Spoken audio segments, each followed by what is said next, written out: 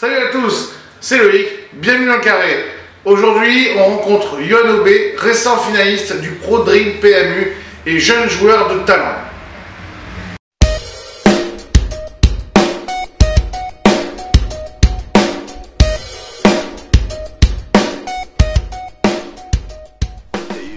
Yohan Aubé, bonjour. Bonjour. Je te remercie d'avoir accepté l'invitation. Alors Yohan, considéré comme un des meilleurs grinders français, ça fait pas mal de temps maintenant que tu joues au poker. On a pu aussi te voir à la Maison du Bluff en tant que prof. On a pu aussi te voir sur pas mal de beaux tournois où tu as réussi à te qualifier, où tu as fait des places payées pas vilaines. Pas vilaines. Il y a encore quelques jours, tu as fait une très belle place lors du WSOPE où tu finis 8e. Quand tu regardes un petit peu en arrière et que tu vois ta carrière, tu es le plus fier de quoi? D'avoir réussi à en vivre du poker en fait, alors que mes parents ne voulaient pas forcément que je devienne joueur pro de poker et que j'ai quand même continué mes études à côté et voilà, je suis plutôt fier de maintenant vivre du poker et c'est quand même une belle réussite, hein, tu trouves pas? C'est pas mal. Quand tu te lances dans le milieu professionnel, vraiment, que tu dis là, ça y est, je vais être joueur pro, t'as des doutes ou vraiment t'es sûr que ça va le faire? Tu restes confiant en fait dans ton jeu, tu restes confiant dans tes possibilités et tu dis ça va le faire.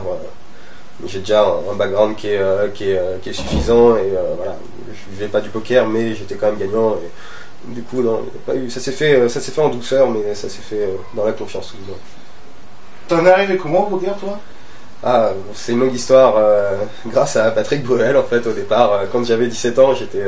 Il nous a tous eu, Patrick. Il nous a tous eu, ouais. Et je partais en déplacement de match par équipe de tennis, parce que je faisais du tennis avant, et mon prof me dit, quand on était dans le train pour partir en déplacement, il fait un jeu qui est génial, c'est le poker. Je dis, ah, c'est quoi? Et on s'est mis à jouer, et avec un pote, en fait, on s'est dit, il y a moyen de faire du blé avec ce jeu, parce qu'à l'époque, le niveau était catastrophique, ça devait être en 2007 ou 2006-2007 et voilà, donc je me suis mis sur internet à mettre 20 € par 20 € par 20 €, évidemment, enfin j'étais le pire fiche de la terre, donc je perdais de l'argent et puis je me suis mis à creuser, à regarder sur les forums et notamment sur le club poker on peut retrouver un de mes posts de 2007 où je dis je comprends pas, je gagne de l'argent mais en fait j'en perds au final et c'est vraiment le post typique du fiche de base et puis bon voilà, on m'a mis sur la voie grâce au forum et je me suis retrouvé être joueur pro quelques années plus tard. Je disais, il y a quelques jours, tu fais une belle place au WSOP, tu fais 8e. Et avec le recul, tu es fier d'avoir réussi une aussi belle performance ou tu as des regrets? Non, t'as des regrets, je sors sur un one-outer pas quand je saute, mais en fait j'ai quasiment plus rien après, et après j'ai encore quasiment 80% d'équité face à l'autre et je perds, donc ouais, non, c'est toujours frustrant parce que en plus c'était le pot pour être chip leader, donc ça m'assurait quasiment, je pense, un top 3 dans le tournoi, et bon, ça changeait déjà financièrement parlant, c'était pas pareil, et puis bon, il y avait quand même le bracelet qui se rapprochait à grands pas, donc non, c'est frustrant évidemment. T'as commencé à y penser quand vous étiez plus que 15, quelque chose comme ça? Ouais, t'y penses forcément, tu te dis, enfin je voulais y penser, c'est comme, encore pour faire les analogies par rapport au sport, quand tu joues au tennis et que tu te dis, tu vas au changement de côté et que tu te dis tiens là il faut que je break le jeu d'après, généralement quand tu y penses ça n'arrive jamais en fait, et c'est là que tu te fais breaker ou c'est là que tu perds les jeux, mais là donc je me dis j'ai essayé de pas y penser, mais tu y penses forcément, quoi. Tu te dis allez encore plus que 5 et c'est la TF, t'essayes de gratter et puis et une fois que tu arrives, il n'y a plus que 9 joueurs, tu te dis bon bah là maintenant on y va, on est trop près, quoi. On y pense, quoi. Et est-ce que quelque part ça t'a quand même rassuré en te disant ben là ça y est, je l'ai fait, j'ai fait une tête de WSOP, que ce soit Europe ou ça c'est la même chose. Est-ce que tu te dis, est-ce que ça te rassure en disant ben je l'ai fait donc je vais le refaire, quoi. Je suis capable de le faire, je suis capable d'aller aussi loin, quoi. Ouais, j'ai une vision qui est assez pessimiste en fait du jeu live, contrairement à ce que en tout cas les joueurs pro essayent de véhiculer, pardon. C'est qu'il faut avoir une chance quand même qui est assez énorme pour arriver assez loin dans un tournoi, et surtout quand le tournoi est assez gros, quand tu as 9000 joueurs au WSOP, enfin finalement les 9 derniers, ça reste quand même une espèce de loterie, donc même c'est du miracle un peu. Ça reste une loterie avec un petit edge de la part des joueurs pros, mais donc oui, ça pourra peut-être arriver dans le futur, enfin je me le souhaite, mais mais voilà, je me fais pas d'illusions. Je peux très bien badrun encore 10 ans en live sur des tournois live, ça n'empêche pas. Tu es avant tout considéré comme un très bon joueur de cash game.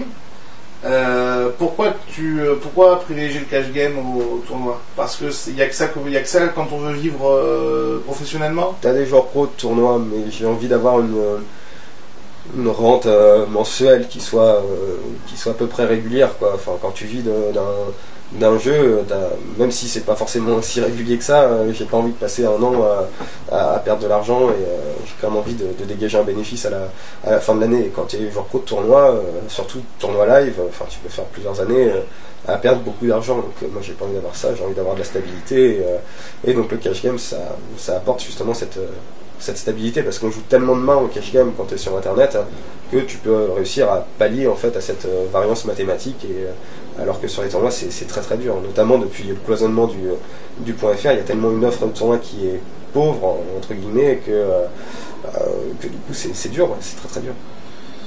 Tu fais partie d'une génération de joueurs où certains ont déjà arrêté, certains ont été brocs, ou certains ont juste choisi de partir vers une nouvelle voie. Tu as encore récemment le Johnny Claquet qui disait que à 28 ans il faisait sûrement ses dernières années parce que ça commence à être vieux pour être joueur de poker. Est-ce que toi ça te fait réfléchir aussi à ton avenir? On y pense, enfin je pense que les joueurs qui ont un peu de sens et qui se remettent bien en question, oui, on y pense, j'en discute avec mes amis proches dans le poker, on en discute de toute façon, et oui, on pense qu'il reste encore 2 ans à tenir, et après ça va être très très dur effectivement. Pour toi c'est encore 2 ans, et après une autre vie? Si on reste sur un marché .fr, oui, je pense qu'il y a encore 2 ans, 3 ans grand max, et le marché va s'effondrer, c'est sûr. On le voit, on suffit de regarder les chiffres du dernier trimestre, encore 21% de baisse du produit brut des jeux. Le marché ne peut pas tenir indéfiniment comme ça. Et nous on le ressent de toute façon sur les tables. C'est fini les belles années comme en 2010 où il y avait des joueurs récréatifs à foison. C'est fini cette époque. Alors justement, oui, le marché français, parlons-en. Donc pour toi, c'est la chute, c'est la fin. C'est la fin si l'État, les politiques qui s'occupent du marché français ne se remettent pas en question. Effectivement, ouais, ça risque de mal se finir. Mais est-ce qu'ils ont envie de se remettre en question? J'espère, mais ça on n'en sait rien. Quand on voit ce qui se passe au niveau entre le fisc et puis les taxes qui sont exorbitantes, c'est franchement un problème. Ouais. Est-ce que tu as, toi, pensé à partir? Parce qu'il y a beaucoup de joueurs qui se sont expatriés à Malte, en Angleterre. Est-ce que toi, tu t'es pas dit un jour, autant partir, au moins je gagnerais mieux ma vie ailleurs? Si, j'y ai pensé juste après la maison du bluff. Je l'ai pas fait pour des raisons personnelles. Enfin, pour moi, le poker, c'est un ensemble... tout du moins, c'est mon point de vue, mais j'ai besoin d'avoir un équilibre social, familial, du moins social, et je pense qu'on peut pas, c'est dur de réussir dans le poker parce qu'on est tout seul, et il faut quand même avoir une vie sociale à côté pour bien jouer, et je pense que j'aurais pas été capable de m'expat à Londres ou en Thaïlande ou n'importe où, et de plus voir mes amis, ma famille pendant plusieurs mois, et de voir jouer au poker tout le temps. Ça n'aurait pas été possible pour moi. Donc, du coup je suis resté sur Paris, et au final j'en suis pas mécontent, même si bon, il va falloir payer des impôts et compagnie. Alors justement, tu as été concerné par le fisc, et toi tu as fait un choix différent d'autres joueurs. Certains ont carrément refusé et sont partis en procédure, d'autres sont partis tout court. Toi tu as fait un troisième choix, est-ce que tu peux nous en parler? Moi je me suis déclaré. Je déclare mes gains depuis que j'ai fini mon master en école supérieure de commerce. Je me suis dit allez, on va déclarer ses gains, on va se mettre en règle. De toute façon il n'y avait pas de loi avant qui était passée, donc je suis censé être nickel vis-à-vis de la loi, et voilà, faut déclarer, et faut payer maintenant. Mais dans l'absolu ça me dérange pas de payer comme tout honnête citoyen, c'est normal, hein, mais c'est pas évident de lâcher un gros billet chaque année. Tu disais que les tables de cash game étaient de plus en plus difficiles, avec de moins en moins de joueurs récréatifs. On fait comment en 2013 quand on est professionnel et qu'on se retrouve justement quasiment contre pro, quoi, aux tables haute limite? faut savoir que maintenant les joueurs pro ne se jouent plus. Il n'y a plus ces batailles d'ego qu'on avait il y a quelques années où on allait dire allez je suis plus fort, je vais aller défoncer tous les autres joueurs pro. C'est fini, on n'est plus mature, on se dit que ça sert à rien dans l'absolu. Faut attendre, donc du coup on joue sur tous les sites possibles et on fait des sessions plus longues où on attend plus aux tables et on attend que le joueur créatif arrive et c'est du momenting mais d'attendre le fiche mais voilà, il faut savoir que dès qu'il y a un fiche qui arrive sur une table, la table se remplit en 5 secondes et voilà, enfin faut être réactif et pour s'installer sur la table avant les autres. Et à table, ça, voilà. Et à table ou pas, mais du moins t'essayes. Mais du moins on essaye, ouais. Le meilleur moment que tu as vécu depuis que tu as commencé ta carrière? Je pense que le meilleur moment c'était cet été à Las Vegas. Pour la WSOP, j'ai un de mes amis du poker qui a fait, je crois, 23e. Et j'ai vibré pour lui comme un dingue. La pression était tellement énorme et les enjeux des gains étaient tellement... rien n'était complètement décorrélé de la réalité. Donc du coup, ouais, on a vraiment vibré. Mais lui aussi, évidemment, a vibré énormément. Quoi. Donc, je pense que c'était le plus beau moment du poker. Et ton pire souvenir? C'était la soirée où j'ai perdu le plus d'argent. De mémoire, je crois que j'avais perdu un pot à 17 000 pounds. Et je crois que j'avais perdu 30 et quelques mille dans la soirée. Et j'avais broke mon compte. Et quand tu vas te coucher, évidemment tu fermes le PC, tu te dis bon, ok, on va aller se coucher, tu te réveilles le matin, tu dis ça va être un cauchemar tout ça, et tu te remets devant ton PC, tu rallumes et tu vois le compte qui a 0, tu fais non, ça va pas du tout, et ouais, c'était le pire souvenir. C'était à l'époque, j'étais pas encore joueur pro, j'étais un joueur, disons, amateur éclairé, et de perdre autant en une soirée, ça m'a fait très très mal. Tu disais que tu avais fait plutôt de longues études. Master, c'est pas mal. J'ai fait un master. Souvent, les joueurs de ta génération ont choisi de devenir pro beaucoup plus tôt et d'arrêter leurs études. Pourquoi toi tu as fait le choix de les continuer? Parce que j'étais forcé par mes parents, mais c'était aussi une façon de leur montrer que voilà, je continue mes études d'un côté et voilà, j'ai mon master, vous êtes content, maintenant laissez-moi faire ce que j'ai vraiment envie de faire et voilà, tout va bien se passer. Je peux vous prouver que je suis capable d'avoir un master et je vais être capable de vous prouver aussi que je peux vivre du poker. Donc à partir du moment où j'ai eu mon master, ils ont dit il n'y a pas de souci quoi. Et je ne regrette pas, hein. Je regrette pas du tout. Comme je le disais, tu as intégré en tant que prof la Maison du Bluff 2. Est-ce que tu peux nous raconter un peu les bons souvenirs, comment c'était là-bas? Est-ce que ça change un peu? Humainement parlant, ça n'a rien à voir avec la vie réelle. T'es en vase clos en permanence et toutes les sensations, etc., tous les feelings que tu as avec les personnes sont vraiment démultipliés et c'est juste formidable comme expérience, humainement parlant tout du moins. Après c'était des vacances. Hein. Pas mal de fêtes. C'était beaucoup de fêtes. Beaucoup de gueule de bois aussi, mais c'était super. Enfin, généralement, tu es plus apte à rencontrer les personnes lorsque tu es autour d'un verre plutôt que lorsque tu es en train de parler de boulot. Donc, du coup, effectivement, quand on prenait souvent des verres, c'était plus sympa, c'était plus facile de rencontrer plein de monde. Quoi.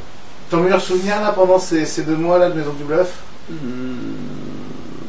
Je pense que j'ai pas vraiment une meilleure souvenir. Je pense que c'est un ensemble. C'est vraiment un ensemble sur la longueur, sur la durée, de se dire.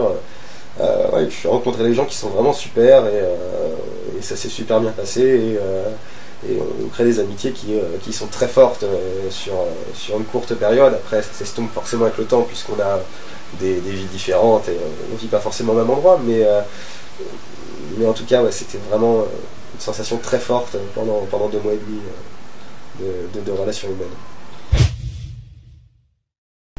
Tu fais partie aussi des joueurs de ta génération à pas avoir été sponsorisés, alors que certains autres l'ont été avec des lignes de mob et un palmarès moindre. Est-ce que c'est quelque chose que tu regrettes? Est-ce que c'est quelque chose que tu trouves injuste? Ou est-ce que c'est de toute façon quelque chose que tu n'avais pas prévu à la base dans ton plan de carrière et qui sera que du bonus si un jour ça arrive? Ah, le sponsoring, oui, c'est du bonus, c'est pas prévu. Personne arrive dans le milieu du poker et se dit je vais être sponsorisé dans les 3 années à venir. Ça dépend de plein de choses, de plein de facteurs. Et au final, non, je suis pas du tout envieux de personnes qui ont été sponsorisées. Je pense que plein le méritent, d'autres sûrement un peu moins, mais au final, c'est pas une mauvaise chose. Voilà, on verra ce qui se passera. J'essaye de faire tout pour être sponsorisé grâce à The Corporation, mais voilà, si ça arrive tant mieux, si ça arrive pas tant pis, ça changera pas foncièrement ma vie pour l'instant, donc ce sera du bonus. T'as dit que tu te laissais encore 2-3 années par rapport au marché français.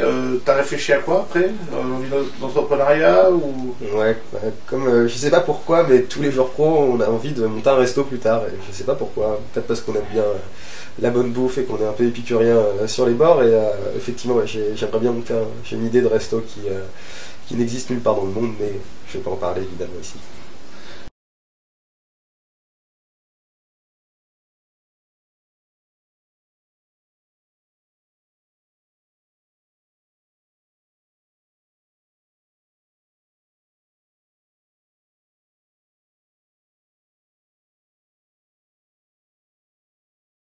Parmi tous les joueurs que tu as rencontrés depuis que tu es sur le circuit et cash game, lesquels t'ont le plus impressionné?